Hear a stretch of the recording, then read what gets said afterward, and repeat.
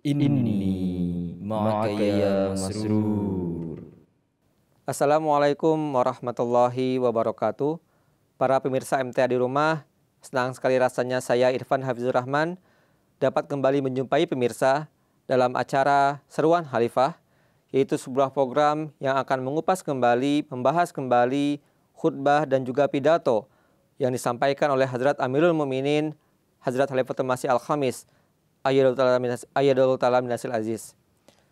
Dalam episode kali ini, pidato ataupun khutbah yang akan kita angkat, yang akan kita bahas adalah pidato yang beliau sampaikan pada kesempatan Jalsah Salanah Qadian tahun 2021 yang beliau sampaikan langsung dari London. Bersama saya telah hadir seorang narasumber yang tentu tidak asing lagi, yaitu Bapak Maulana Rahmat Hidayat Syahid. Assalamualaikum Pak Rahmat. Waalaikumsalam warahmatullahi wabarakatuh. Sehat Pak? Alhamdulillah sehat. Alhamdulillah. Baik Pak, khutbah ataupun pidato yang akan kita bahas kali ini adalah khutbah mengenai bagaimana Huzur memberikan sebuah tema yang memang sangat menarik ya, tentang ajaran Islam untuk membangun perdamaian sejati. Kita lihat dalam kondisi dunia yang saat ini nih, masih banyak terjadi peperangan-peperangan, kemudian juga kekacauan-kekacauan. Bahkan di masa pandemi ini tidak menyurutkan niat mereka, ya semangat mereka untuk bertikai satu sama lain, berperang satu sama lain. Ya. Nah, padahal kita tahu bahwa salah satu tuduhan yang selalu dikenakan kepada agama Islam adalah bagaimana Islam ini merupakan sebuah ajaran yang mengajarkan kekerasan, terorisme, dan juga anarkis dan lain sebagainya. Nah, Huzur di sini menjawab semua tuduhan tersebut. Mungkin Bapak bisa jelaskan sedikit kepada pemirsa di rumah, sebenarnya Islam itu bagaimana memberikan jaminan sih terhadap perdamaian dunia ini? Baik, jazakumullah. Memang tema yang Huzur angkat ya dalam pidato penutupan Jalsah Salanah Qadian tahun 2021 ini sangat pas sekali ya dengan keadaan dunia pada saat ini, di mana kita sedang mencekam ya, cukup mencekam dengan adanya ancaman perang dunia ketiga ya, konflik antara Ukraina dan Rusia ini. Memang di sini mungkin Huzur menjawab dua tema sekaligus ya, dua topik penting sekaligus. Yang pertama adalah jaminan keamanan dunia, bahwa ajaran Islam ini bisa memberikan jaminan untuk terciptanya perdamaian di dunia, perdamaian yang hakiki ya. Bukan yang hanya sekedar formalitas gitu ya. Yang kedua adalah sekaligus poin yang kedua adalah membersihkan tuduhan-tuduhan yang dilontarkan oleh orang-orang yang tidak paham dengan ajaran Islam yang hakiki. Ada tadi seperti disampaikan oleh Pak Irfan bahwa Islam ini agama yang ajarannya mengajarkan ekstremisme, anarkisme dan yang lain-lainnya, sehingga menimbulkan banyak sekali kerugian-kerugian bagi kemanusiaan. Di sini poin pertama yang Huzur sampaikan dalam pidato beliau ini, beliau menyampaikan bahwa ajaran Islam ini merupakan satu ajaran yang menjadi penjamin sejati untuk terciptanya perdamaian abadi. Nah, akan saya bacakan kutipan dari pidato beliau di sini. Huzur bersabda bahwa kita mengklaim bahwa ajaran Islam ini memiliki ajaran-ajaran yang terbaik untuk menciptakan masyarakat yang indah. Kemudian karena ajaran Islam memiliki ajaran yang masih orisinil hingga hari ini. Sudah berlalu berapa ribu tahun ya, 1.500 tahun ya, tapi terjaga ajarannya itu masih orisinil. Jika dipedomani, diikuti dengan sungguh-sungguh, maka ajaran-ajaran ini akan mendekatkan diri kita kepada Allah Ta'ala. Jadi ketika ajaran Islam yang masih asli, yang masih orisinil ini kita ikuti, akan mengantarkan kita kepada kedekatan dengan Allah Ta'ala. Sehingga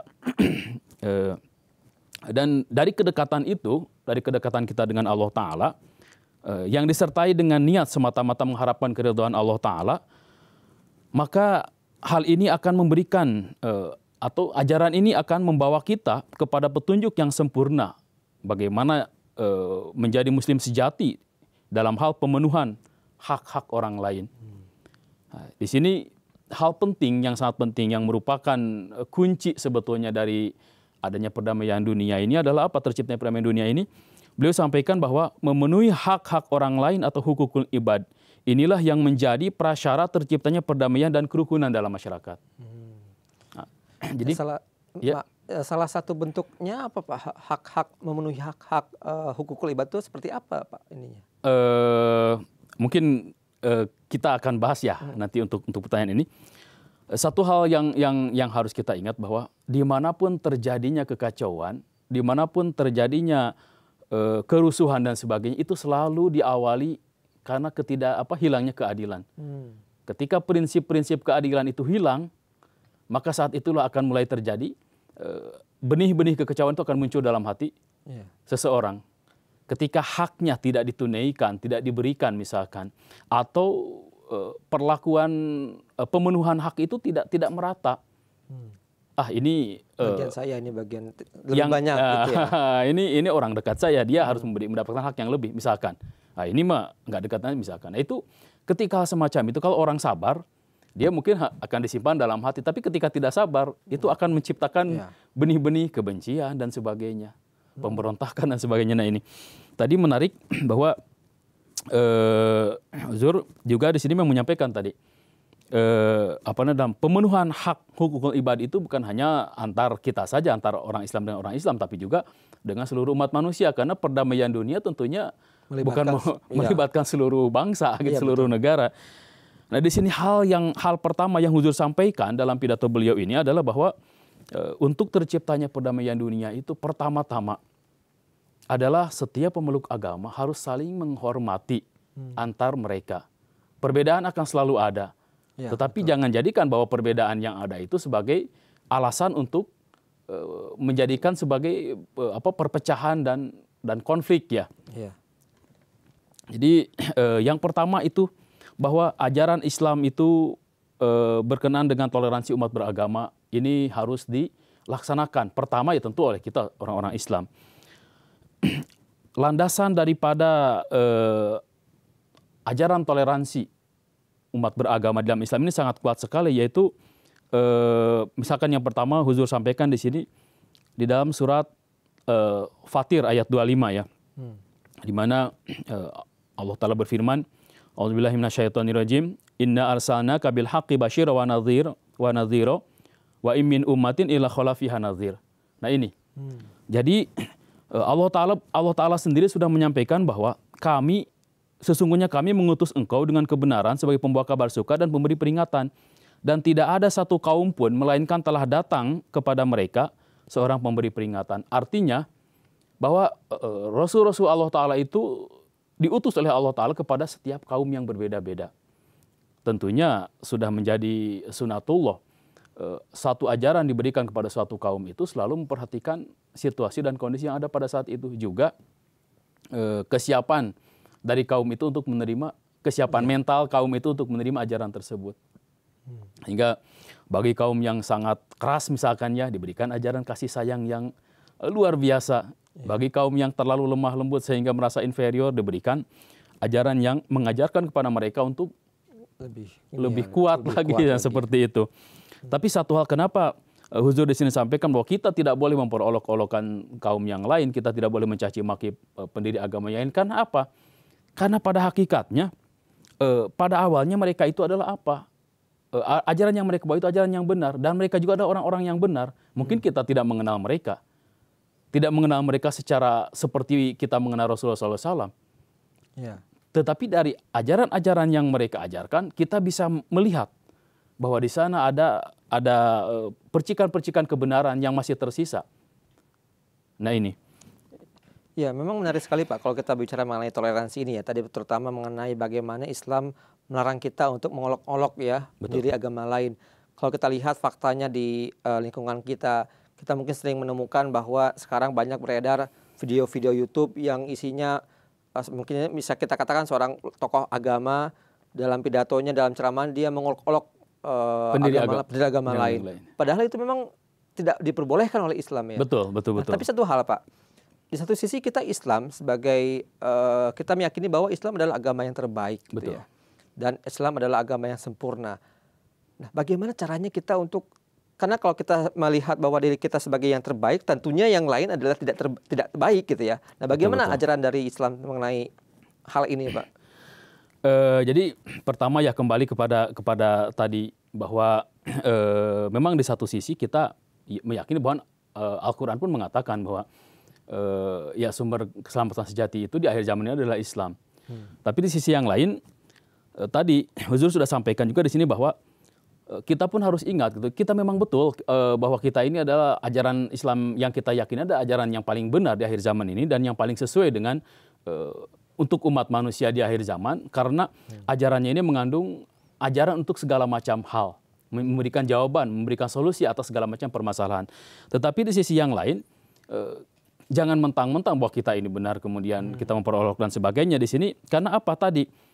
Landasan yang harus selalu kita pegang atau jadikan dasar berpikir kita untuk bertindak selanjutnya adalah bahwa agama-agama yang besar itu, yang membawa itu adalah orang-orang yang datang dari Allah Ta'ala. Adapun adanya perubahan misalkan pada akhirnya, yaitu bukan tidak serta-merta orang yang membawanya begitu gitu kan. Ya ini memang di sini Uzur sampaikan bahwa jika umat Islam menerima bahwa para nabi itu telah muncul untuk setiap kaum, kemudian bagaimana mungkin mereka akan mengatakan bahwa nabi-nabi lain adalah pendusta? Nah, ini bahkan Uzur di sini sampaikan, Hadrat Masih Maud yang menyampaikan bahwa Raja Ramcandra dan Sri Krishna pun diyakini sebagai utusan Allah Ta'ala untuk kaum mereka. Ya. Nah ini jadi mereka yang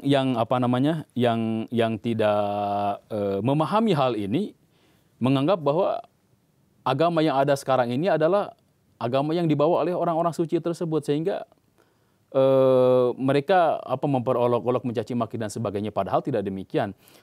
Tadi di awal sudah disampaikan bahwa setiap agama itu ya dengan berjalannya waktu itu ada keburukan-keburukan yang masuk di sana. Saya sampaikan seperti itu, ada keburukan-keburukan yang masuk ke dalam ajaran-ajaran itu, kemudian dengan berjalannya waktu keburukan-keburukan itu dianggap sebagai bagian daripada ajaran agama itu, padahal pada awalnya tidak begitu. Nah ini, tapi prinsip tadi yang harus kita ingat bahwa pertama tadi surat Fatir ya, kemudian di sini juga Hadrat Masih Maud Wassalam menyampaikan di sini ya tentang wa imin ummatin illa khala fiha nazir. Nah ini harus ingat bahwa di setiap kaum itu ada nazir ya, nazir pemberi peringatan, seorang rasul, seorang nabi yang datang kepada mereka, yang datang dari Allah Ta'ala. Jadi mungkin dalam banyak hal ya, dalam prakteknya, dalam beberapa akidah dan sebagainya mungkin berbeda dengan kita. Tetapi yang harus kita ingat bahwa pada awalnya agama-agama itu pun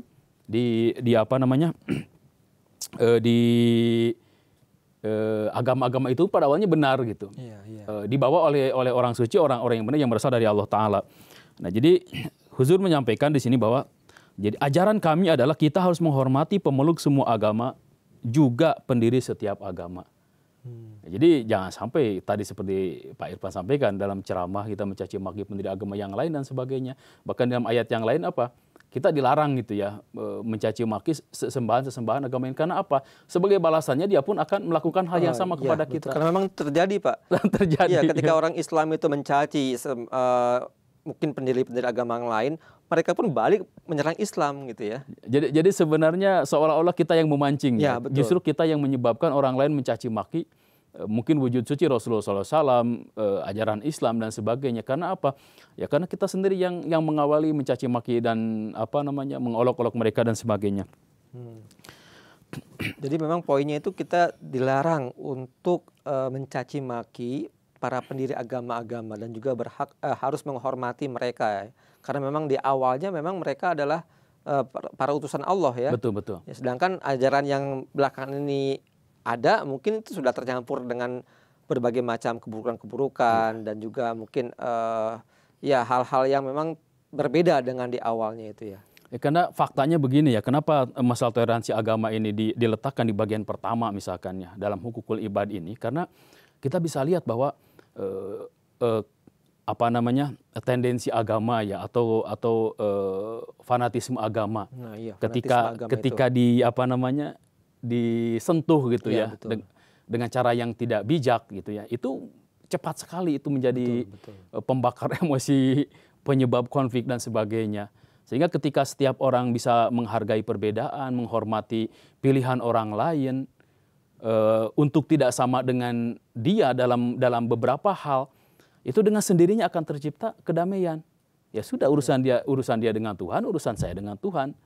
Itu dalam hal ini, sehingga tidak akan menimbulkan ya yang namanya perdebatan seperti itu biasalah dalam tataran agama itu biasalah. Tapi memaksakan kehendak harus sama dengan kita itu yang tidak boleh. Ya karena ini pun mungkin termasuk ke dalam poin bantahan ekstremisme yang dikaitkan dengan Islam ya. Ya kalau memang memaksakan suatu kehendak, memaksakan suatu ajaran itu dibenarkan oleh Islam, tentu yang akan melakukan itu adalah siapa? Yang menurunkan Islam, yaitu Allah Ta'ala. Nah, Huzur di sini sampaikan, beliau mengutip satu ayat Al-Quran. A'udzubillahi minasyaitonirrajim. Walau syaa rabbuka la amana man fil ardi kulluhum jami'a afa anta tukrihun nas hatta yakunu mu'minin.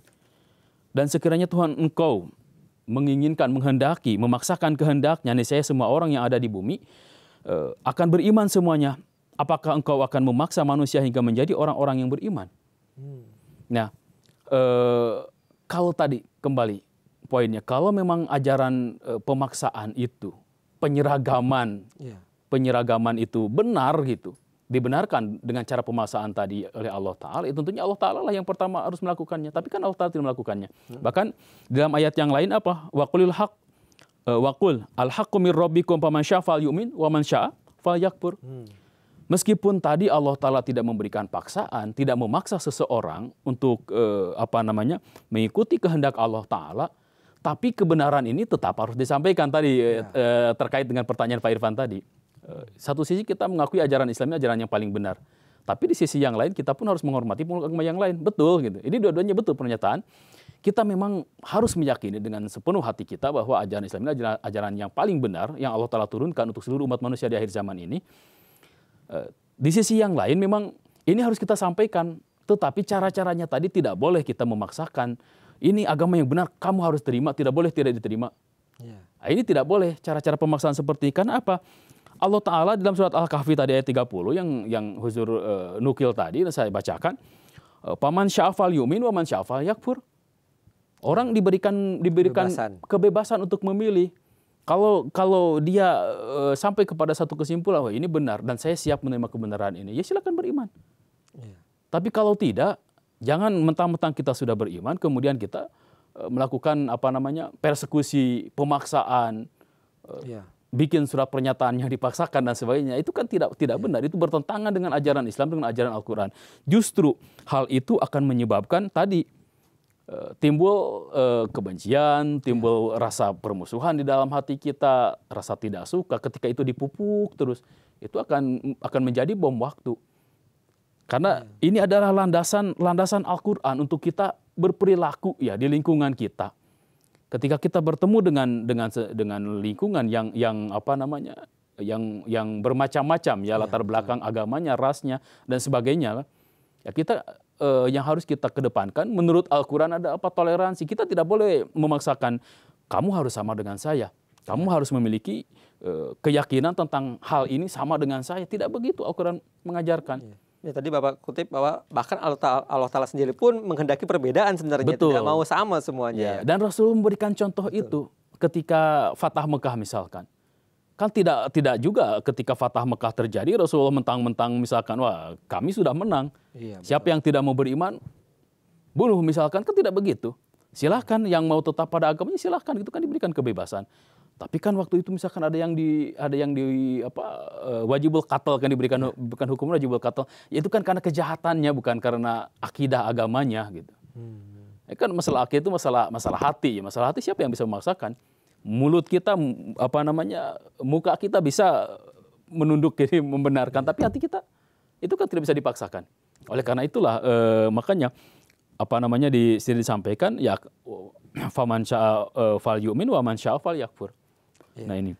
Jadi memang tugas kita hanya tablik menyampaikan ya. Sedangkan menerima atau tidak itu maka urusan mereka ya. Jadi tidak mentang-mentang Allah Ta'ala tidak memberikan kebebasan kepada kita kemudian kita diam saja, tidak. Tetap ada kewajiban bagi kita untuk menyampaikan kebenaran ini. Masalah orang nanti mau menerima atau tidak itu ada urusan dia dengan Tuhan. Nah ini. Dan mungkin agak sedikit keluar dari ini Pak. Kita juga ada ayat Al-Quran lakum dinukum waliyadin. Ini dikatakan oleh orang-orang non-muslim misalnya ya. Sudah agamamu saja lah, nggak usah tablik ke kami, ya, nggak usah menyampaikan ajaran Islam kepada kami.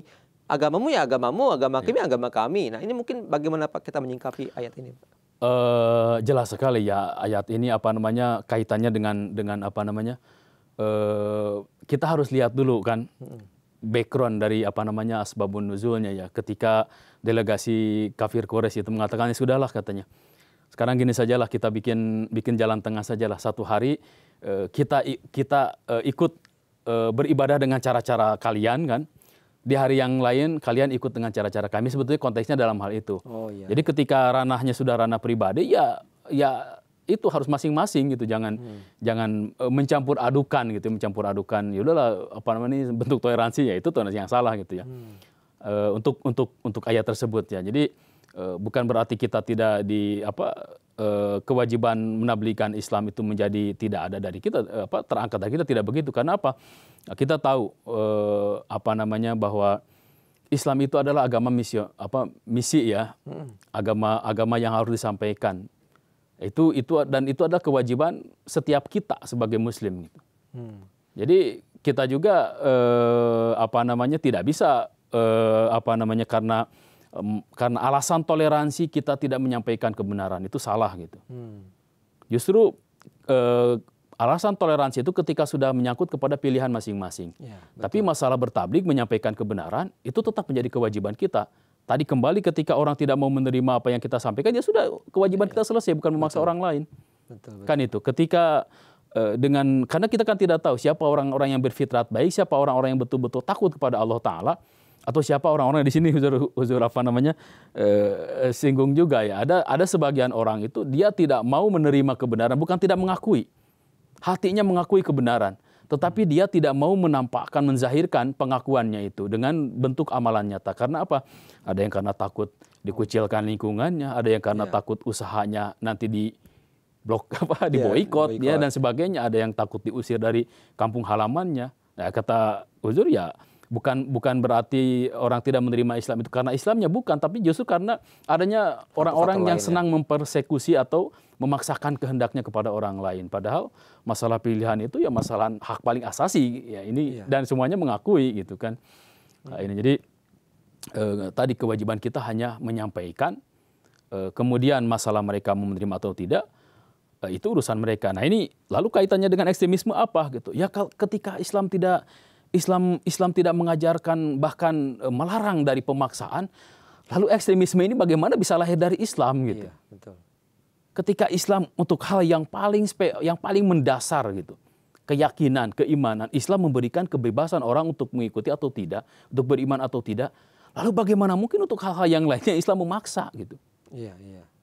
Ini kan tidak logik. Nah, Huzur sampaikan di dalam pidato ini bahwa orang-orang yang mengatakan ajaran Islam itu adalah sumber ekstremisme, anarkisme dan yang lain-lainnya, sumber konflik dan sebagainya, mereka adalah orang-orang yang tidak memahami ajaran Islam yang hakiki. Nah ini. Ya. Oke, Pak Rahmat, jazakumullah atas penjelasannya, sangat menarik sekali. Namun kita dibatasi oleh waktu. Mudah-mudahan di lain kesempatan kita bisa melanjutkan lagi pembahasan Insyaallah. ini. Ya, jazakumullah.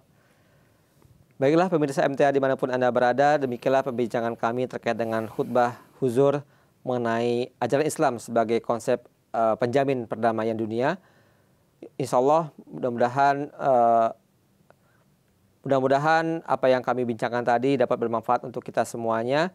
Akhirul kalam, saya dan juga seluruh kru yang bertugas mohon undur diri. Assalamualaikum warahmatullahi wabarakatuh.